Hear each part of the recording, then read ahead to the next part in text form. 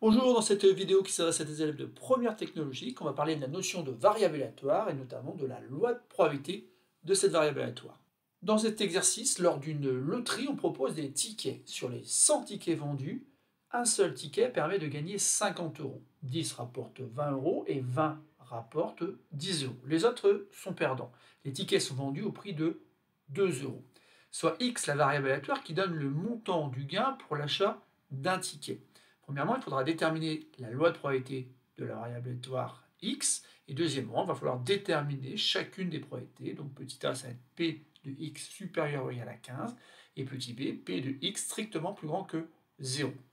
Je vous laisse le temps d'appuyer sur pause et de répondre à ces deux consignes. Et simplement après, vous aurez accès à la correction de cet exercice dans la suite de la vidéo.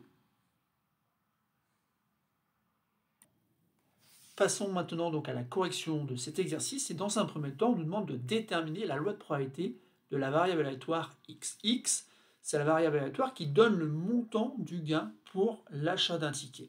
Donc ce montant-là, bien sûr, il dépend de quelque chose qui va se produire de manière aléatoire. Donc c'est le résultat d'un tirage et x, ça représente le gain qu'on peut obtenir. Et la première chose à laquelle il faut répondre ici, la première question, c'est tout simplement de savoir quelles sont les valeurs que peut prendre la variable aléatoire x. Et ici, il y a un petit truc qu'il faut bien avoir en tête, c'est que quand on parle du gain, c'est souvent du gain algébrique, car il est mentionné dans l'énoncé que les tickets sont vendus au prix de 2 euros. Donc quand vous achetez un ticket 2 euros et que vous gagnez 50 euros, en réalité, vous ne gagnez pas 50 euros, vous gagnez que 50 moins 2, autrement dit 48 euros. Et ça, c'est la première valeur que peut prendre la variable aléatoire x. Donc c'est le résultat de 50 moins 2 qui donne 48. Le gain algébrique, ce que vous gagnez réellement, c'est 48 euros, puisqu'encore une fois, vous avez dû payer pour commencer 2 euros le ticket. Ensuite, il y a des tickets qui rapportent 20 euros, donc vous avez compris, donc c'est pas réellement 20 euros qu'on va gagner, mais plutôt 20 moins 2, autrement dit 18 euros. Et puis on a 20 autres tickets qui rapportent 10 euros. Là c'est pareil, ça fait peut-être 10 euros qu'on va vous donner, mais comme vous avez déjà payé 2 euros, vous n'avez gagné que 8. Et il ne faut pas oublier que la plus grande partie des tickets, peut-être, sont des tickets perdants. Vous allez perdre 2 euros. Donc voilà les 4 valeurs que prend la variable aléatoire x. 48, 18, 8 et moins 2. Et ça nous permet de déterminer la loi de probabilité de la variable aléatoire x, une loi de probabilité qu'on donne à l'aide d'un tableau. Dans ce tableau, donc, dans un premier temps, sur la première ligne, on va écrire les valeurs de x possibles, donc les valeurs que prend la variable aléatoire x. Donc dans l'ordre, il y a moins 2, ensuite donc, il y a 8, 18 et 48. Ça, on a généralement l'habitude de dire que ce sont les valeurs xi, x indice i, et en dessous, on fait correspondre donc la probabilité que justement cette variable aléatoire grand X prenne cette valeur xi.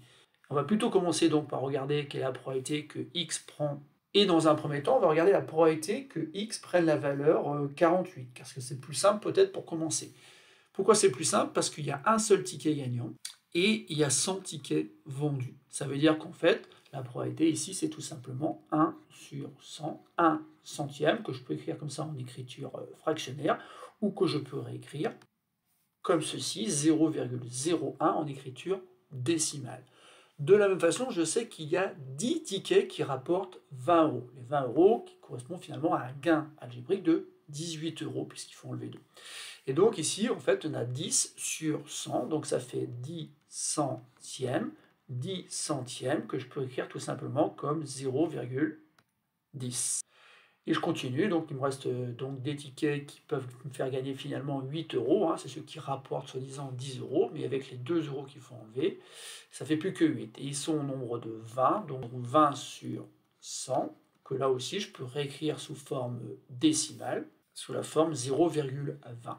Et il me reste la probabilité que x prenne la valeur moins 2. Autrement dit, ça correspond à la probabilité d'avoir malheureusement pris un ticket perdant. Et là, il y a deux possibilités. La première, c'est de se dire que finalement, on a déjà parlé de ce ticket qui permet de gagner le gros lot, puis il y a ces 10 autres tickets, puis ces 20 autres tickets, donc ça fait déjà 1 plus 10 plus 20, ça fait donc 31 tickets. Et les 31 tickets sont gagnants. Donc 100 moins 31, et ben, il reste 69 tickets perdants. 69 sur 100, c'est la probabilité que x prenne la valeur moins 2. Là encore, je peux écrire en écriture décimale 0,69. L'autre possibilité, c'était tout simplement de se dire que finalement, la somme de toutes ces probabilités doit faire 1.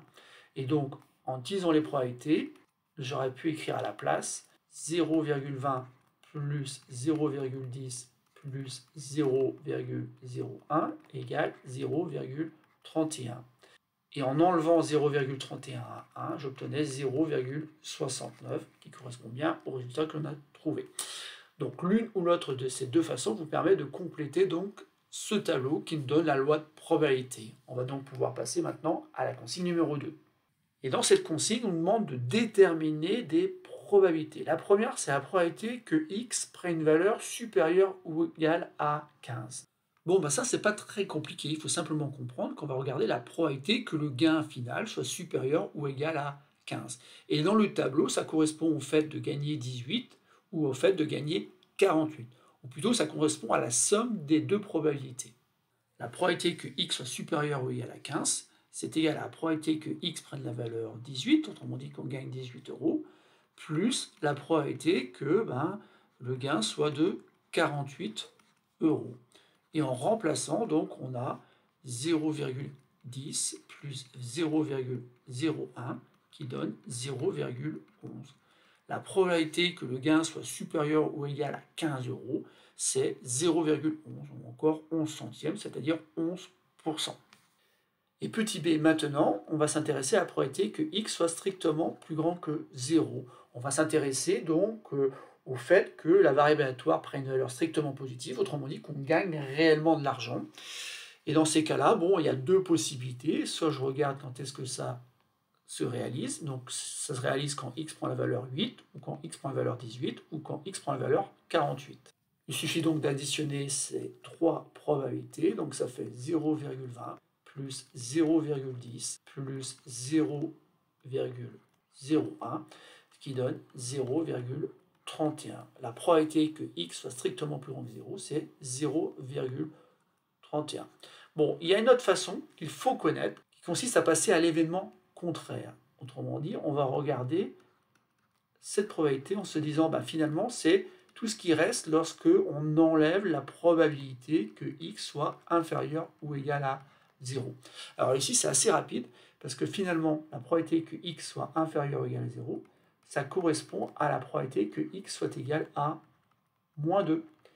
Et je retrouve donc 1 moins la probabilité que x soit égal à moins 2, 1 moins 0,69, et bien je retrouve bien sûr 0,31. Voilà, c'est terminé pour ce petit exercice. Il faut en retenir que dresser donc un tableau comme cela permet de déterminer la loi de probabilité de x, et que lorsqu'on vous demande de déterminer des probabilités, comme ceci, avec symbole supérieur ou égal, ou supérieur strictement, c'est pas très compliqué, il suffit simplement de bien interpréter les résultats du tableau, afin de savoir quelles sont les probabilités qu'il faut additionner.